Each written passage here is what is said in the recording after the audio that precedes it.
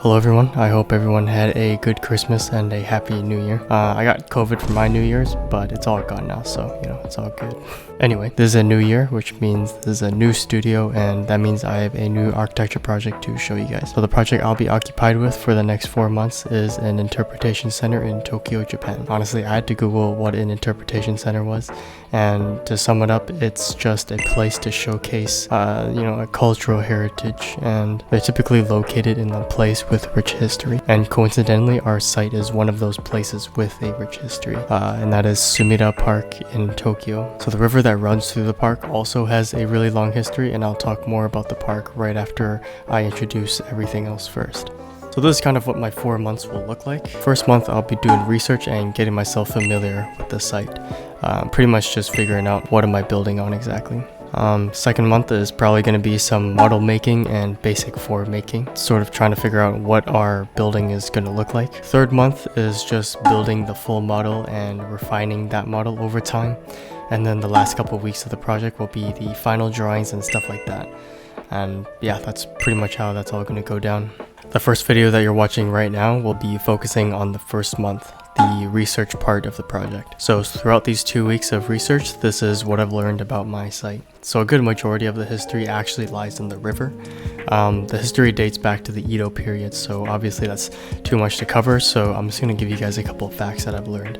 So this river was super famous during the Edo period when the capital of Japan went from Kyoto to Tokyo. This river played a big part in sort of like the trading sort of industry back then, because like this river literally just connects straight to Tokyo. So also fun fact, the Itaebashi Bridge, one of Tokyo's earliest bridges, collapsed during the Edo period, drowning about 1,500 people. They rebuilt it and now it looks like this. Today the park sits along the iconic river and it's a hotspot for the Cherry Blossom Festival in Japan. If you guys don't know, spring is a very important time of the year in Japan, because that's when the cherry blossoms bloom.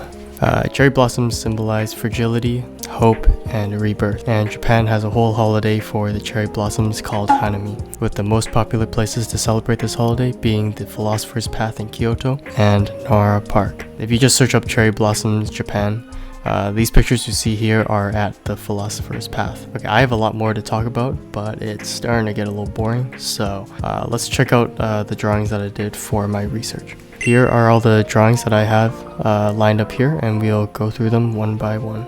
Okay, so this first one is a 1 kilometer square swatch of my site and its surroundings. This map specifically is highlighting the whole park itself, the boundaries, and the bridges that cross this section of the Sumida River. I think one of the significant things about this is that the bridges seem like they're cutting the park up in sections. Almost like how the frames of my last project were sectioning off certain areas of my building. This one here is sort of sectioning off pieces of the park. But yeah, this is a very simple map that serves as a basic introduction to Sumida Park and how big the park actually is. Now this next one uses the exact same swatch, except this time I'm highlighting something else, and that is the historical sites. So the north side of the river, there's actually a place called Asakusa, and it's an old town with a lot of shrines and stuff to visit. So in this we see, this Torii Gate, and behind it there's like a whole avenue of just history. So on this map you see there are a lot of historical sites in the north part, but there are also a couple scattered on the other side of the river too. Those are cool too, but one thing to mention is that the north part of the river has more historical landmarks, where the southern part of the river is more modernized. That's where the Skytree is, the Asahi headquarters, and just it's more modernized there. Now this map is zoomed into our actual site, our plot of land that we'll be building on. And if you recall me mentioning that the bridges along this river were sectioning parts of the park, well, our site is one of those sections, I guess. Here we have a closer look at the finer details like the circulation and the levels throughout the park. So yeah, we have a circulation, basically how people would enter the park and how one would walk through the park.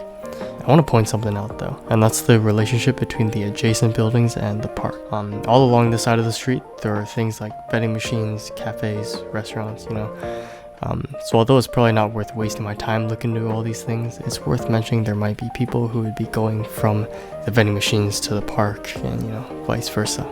But now you guys might be wondering, what are these bubbles for?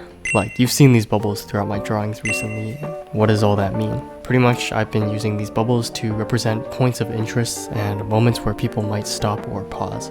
So in this case, with the traditional shrine locations, I drew these bubbles at the shrine spots because I know people would go there with the intention of staying there for a period of time. Now I'm going to be showing you guys the site model that I had to make, and jeez, it was a pain in the ass. I had to figure out sort of the different heights of the levels, because if you notice, there's actually 3 different heights at this park. So I had to model all that too.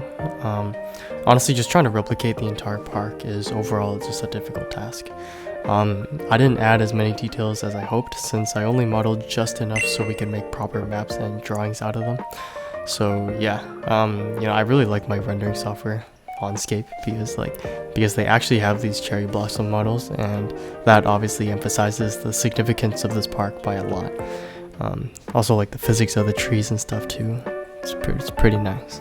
So yeah, that's all we did for the past 2-ish weeks. I know this is a short video, but that's just because it's just the beginning of the project, right? It's part of the process. It's the boring research. But yeah, don't worry though. Our next phase of the project is now concept building, where we'll be figuring out what our building would actually look like. So yeah, we're finally getting to the actual designing part. But yeah, giving you guys a sneak peek right now. But yeah, that'll be for the next video. Until then, I hope you guys enjoyed this video. Don't forget to like, comment, and subscribe. It's free and it helps me out a lot. Yeah, I'll see you guys next week. Bye bye.